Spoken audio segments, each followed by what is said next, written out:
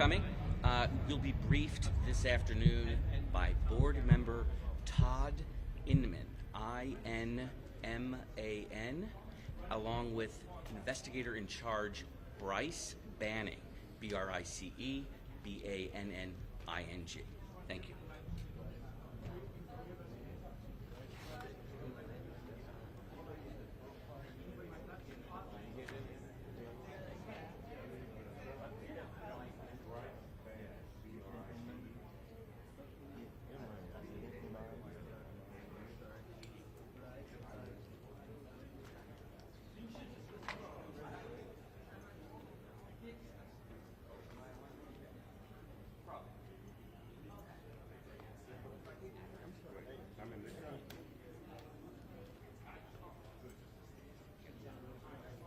I'm not going to be saying it. I-M-M-A-N. I-M-M-A-N.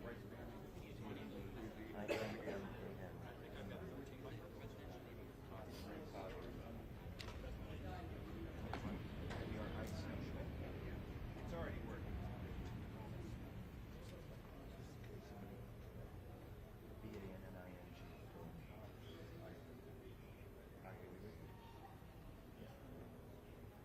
Member.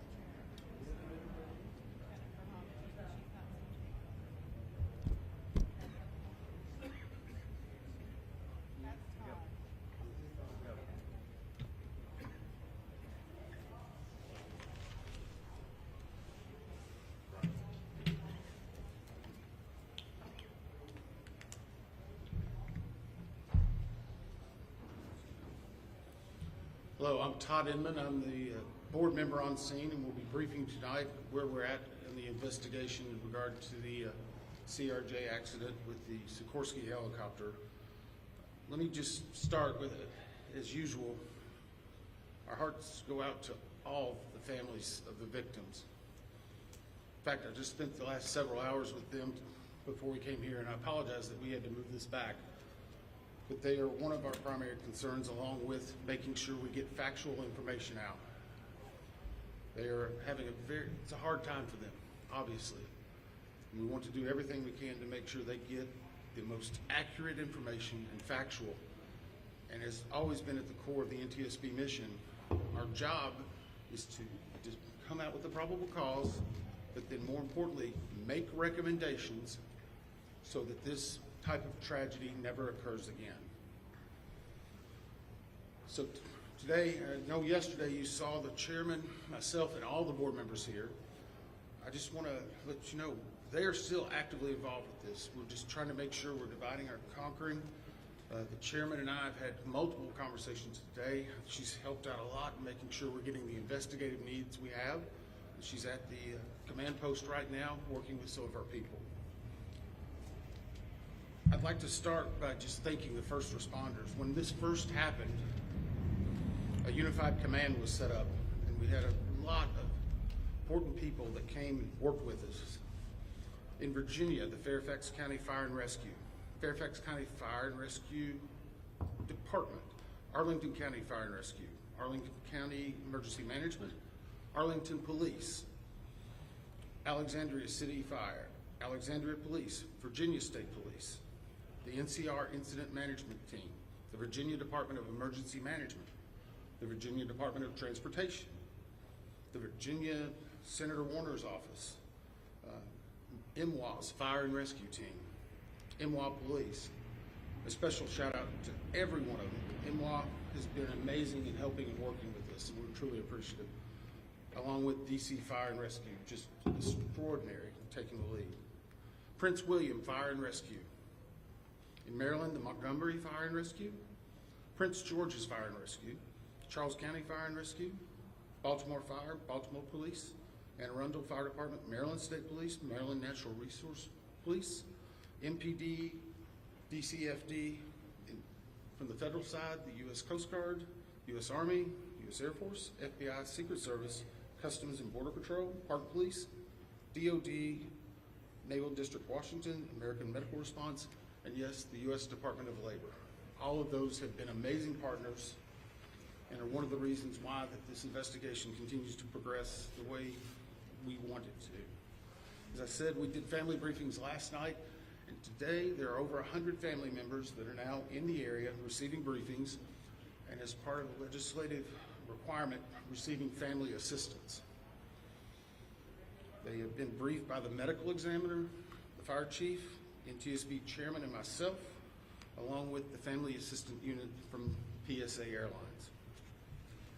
In regard to NTSB staff, all staff are now on scene that have been requested, and I want to point out one specific staff member because we're doing a joint NTSB and DOD investigation. The NTSB actually has a Black Hawk certified pilot on staff, on our personal staff, based out of Alaska. Once we realized the dynamics and the intricacies of the Black Hawk, we have brought that member in. They are on scene now, providing direct technical assistance to the NTSB. Now, it does not mean that the DOD is not working and helping with us, but in order to maintain our independence, we have our own Black Hawk certified pilot in the working group for helicopters. Regarding salvage at this point, the Navy Supervisor of Salvage is conducting salvage operations at the current time. Barges are en route from Virginia Beach, and we anticipate them to be on scene early tomorrow morning. After their arrival, they will be secured and located, and then significant salvage operations will continue. They are ongoing right now, but this will be the main lifting. It's being done in conjunction with the DC Medical Examiner's Office in order to make sure simultaneously that any additional victims are recovered and immediately turned over to them for identification and returned to their families. SupSal, which is the Supervisor of Salvage, is also conducting a debris mapping right now.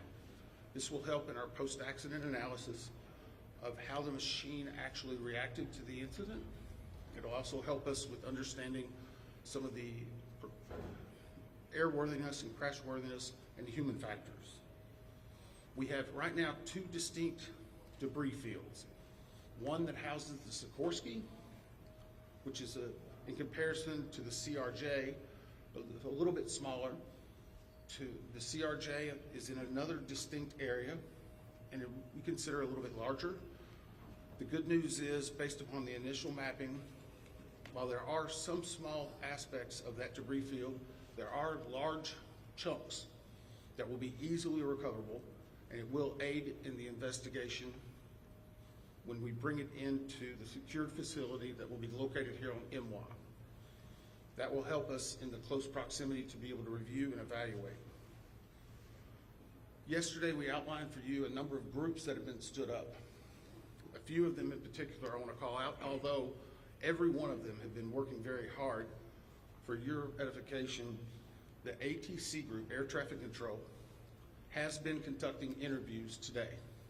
They're ongoing tonight. They will be ongoing for probably the next few days. We've had full cooperation in getting the witnesses that we need to gain those interviews. We will then take that information and match it with other data that we're receiving, and if necessary, conduct follow-up interviews at a later time. Our operations group now has on site an exemplar airplane similar to the CRJ 700. It's on a hard stand here at MWA. They will use that to evaluate cockpit configuration, seating, things like that. So whenever the salvage comes up, we're able to use an exemplary aircraft to match it against examples such as where maybe switches are, navigational aids, electronics, It is almost the exact same configuration as the incident aircraft. I want to clarify one thing. There's been a lot of questions and discussion regarding manifest. Let me make this very clear. The NTSB will not and has not released a manifest. We have not in our history, not in our past. We will not be in this accident. In fact, there's specific congressional language that whenever it is in our possession, it is not available through the Freedom of Information Act. It will not be included in our report. We will not be putting any names of any of the victims. Any release of that information will come from other individuals or groups. Regarding the reporters, as many of you saw last night, we recovered from the CRJ 2 separate recorders. One was a FDFR, that is a flight data recorder. FD. That was actually in what we consider good condition. As part of that process, it was soaked in alcohol overnight. It was then opened today, and we have a high level of confidence that we will be able to get a full download in the very near future. Now, once we do have that download, we will not be releasing immediately the information regarding it. We will have to go through, correct the data sets, make sure they're synchronized. This has approximately up to possibly 2,000 data points. Is that right, Bryce? So all of that has to be synchronized and looked at. It's a very laborious practice. It takes a lot of time. Regarding the CRJ's cockpit voice recorder, once it was recovered and opened, we found that it had water intrusion. That is not uncommon. It is not an unusual event for us to receive a recorder with water intrusion. We deal with that all the time. Our recorder division is one of the best in the country, in the world actually. We have recorders sent everywhere, so there's a step. The CVR was soaked overnight in ionized water, at which point the team put the CVR into a vacuum oven in order to extract moisture. They are still checking electrical connections to determine if they're ready to try a download. It is one step of many steps that we will take in order to get that data, but we have a very high level of confidence that we will have it. We just have to work through a number of steps. Lastly, on recorders, the Sikorsky, where the CRJ has 2 separate recorders, the Sikorsky has a combined cockpit voice recorder and digital flight data recorder. It's in one box. I can report to you now, we have recovered the Sikorsky black box. It is safely at the NTSB headquarters. It will begin an evaluation, just as the other 2 recorders did last night, to determine when and how to take action. I can tell you from a visual inspection, we saw no exterior damage that would indicate that it was compromised at this time. So we have a high level of confidence that we will be able to have a full extraction from that as well. Those are some of the significant updates we have right now. Obviously, we'll be doing some more in the essence of time and making sure our team gets back. I think we're going to be able to take maybe 4 or 5 questions. I'll call on you and I'll repeat it. So we'll try to play that game a little bit, please. Right here. Thank you very much, John. Your name and outlet, please. Jonathan Kersley from Channel 9 Australia. Captain Sully Sullenberg, one of the heroes of the incident on the Hudson, has said that we absolutely should be reviewing airspace, not just here but in other places where there's a complex mix of traffic.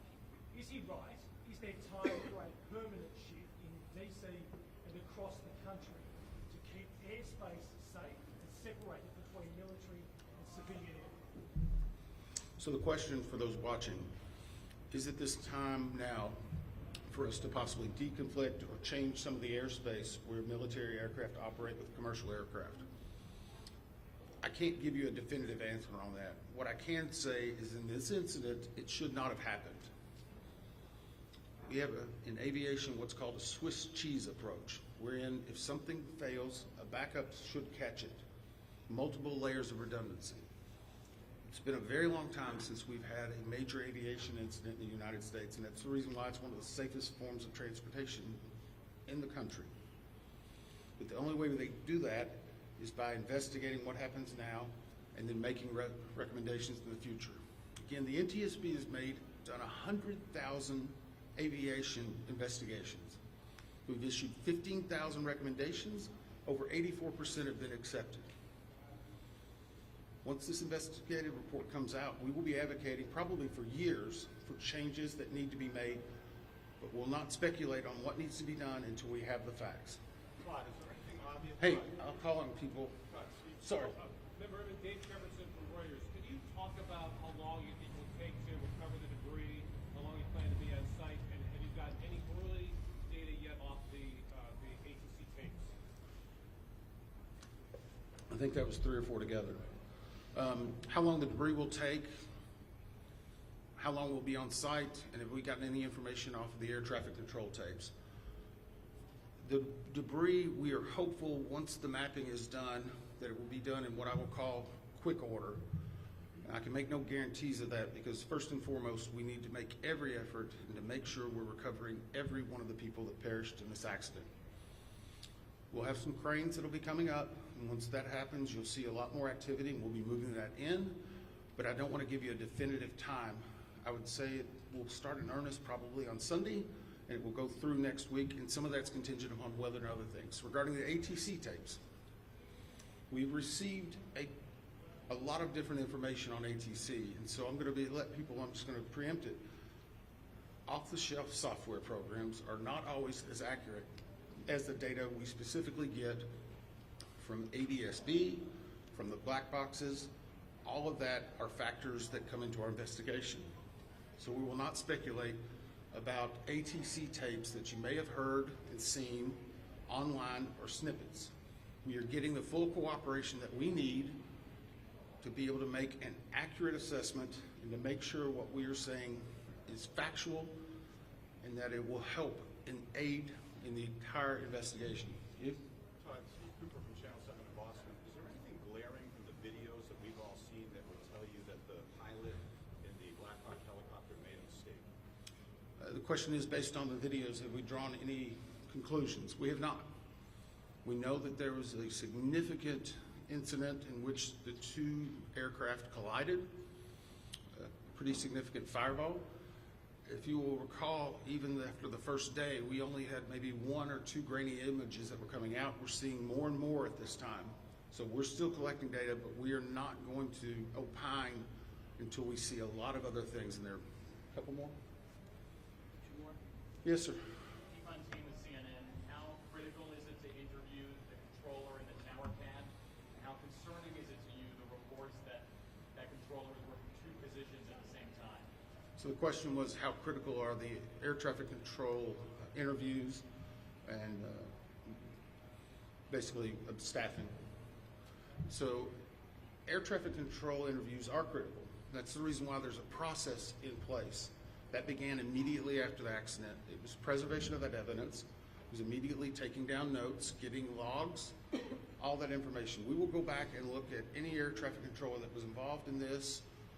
We'll go back and look at their past probably 72 hours, even 2 or 3 weeks. We'll look at their training, their hiring, everything, what they probably ate that day. But it is not one point that tells us everything. It's layered into a lot of other information that's very critical. Regarding staffing, the FAA has had a very robust plan in looking at staffing. Obviously, we'll be looking at not only staffing that day, but progressively staffing. How many people, what job functions they were doing, were they being combined, were they not? What was the weather outside? What was the number of landings? I recall back during COVID, 1 runway was being used, runway 1, that was the only one.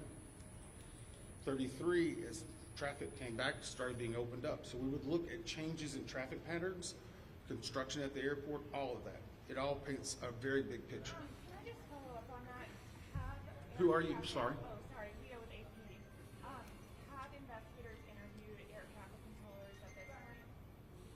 The question is, have we interviewed air traffic controllers? Yes. I think I started with, Were they working at the time? sorry. They were working at the time of I'm sorry, clarification. Was it an air traffic controller that was working at the time of the accident? Yes. Yes. Now, I'm not going to speculate. Sorry. Nope, sorry. I'm not going to speculate. The next question is, was there 1, 2, 3? I don't have the answer for that right now. I know that the controller that was working at the time has been interviewed, and his interviews are ongoing throughout the day. Yes, ma'am. Last one.